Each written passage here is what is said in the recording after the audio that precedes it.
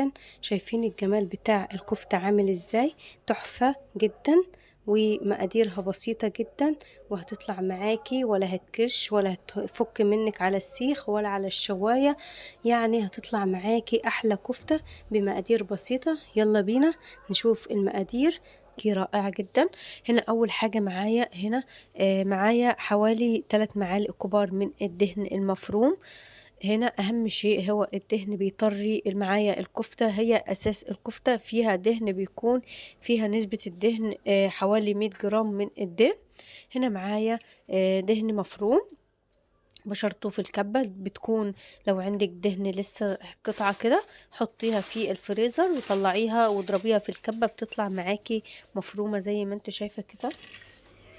هنا معايا البهارات هتكون عبارة عن، هنا معايا مرقة نص مكعب مرقة، معايا هنا ملح الحاتي، ومعايا فلفل أسمر، ومعايا معلقة توم. بس كده مقاديرنا. شايفين أسهل ما التوابل، كل ما بتكون التوابل قليلة في الكفتة بتحس بطعم الكفتة، وبتحس كده الكفتة مش باكل توابل، أنا باكل كده كفتة، طعم الكفتة.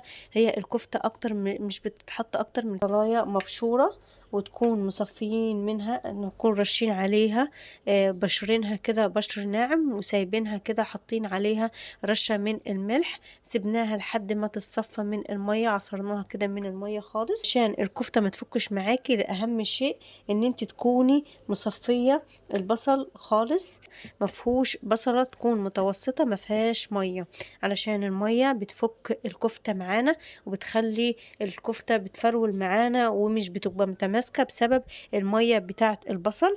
وكمان مية البصل احنا مش هنرميها، احنا هنخليها. هنا بص مية البصل هنا هسيبها، هنعمل برضه هنرجع لها تاني وهنصبع بيها الكفتة بتاعتنا الجميلة. هنا يبقى حطينا زي ما احنا شايفين مقاديرنا بسيطة جدا. ومعايا نص كوباية من البرغل، غسلته بس مش نقعته. هنا بتنقيه حلو وبتغسليه وتصفيه في المصفى وتسيبيه لحد ما ينشف خالص كده. تمسكي البرغلاية ما فيهاش اي من المية.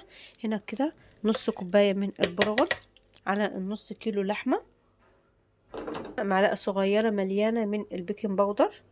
الكفتة فرمتها حلو في الكبة. ازاي اعرفها ان هي خلاص كده اتفرمت في الكبة حلو؟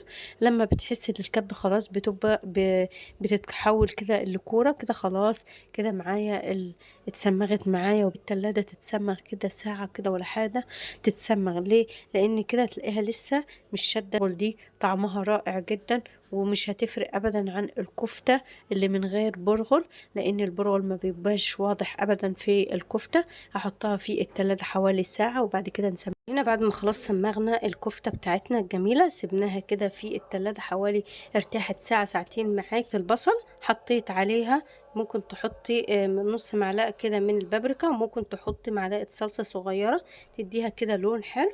احط عليها بس رشة من الفلفل الاسمر ورشة من الملح علشان تكون كده متبلة معانا برضو المية بتاعة البصل.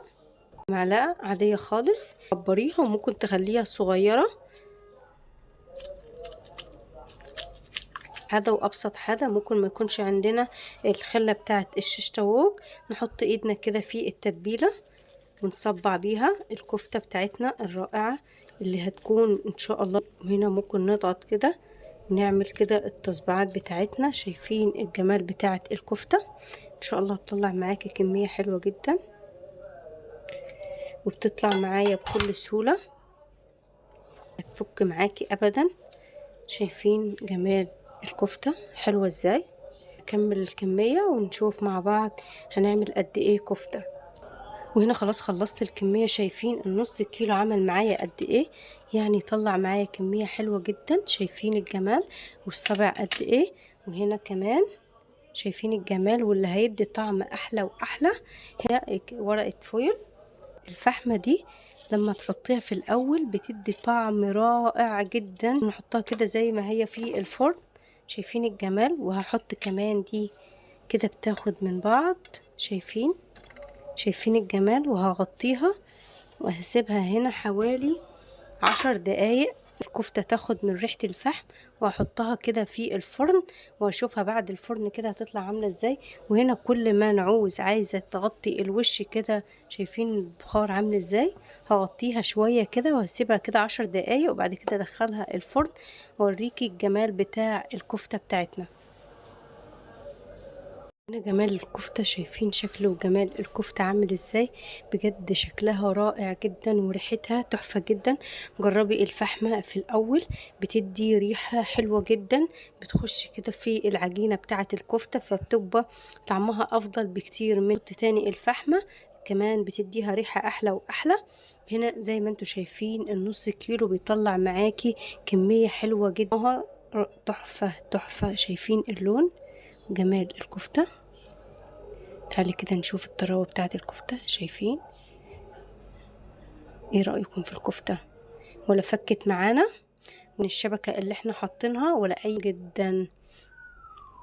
يا رب يكون الفيديو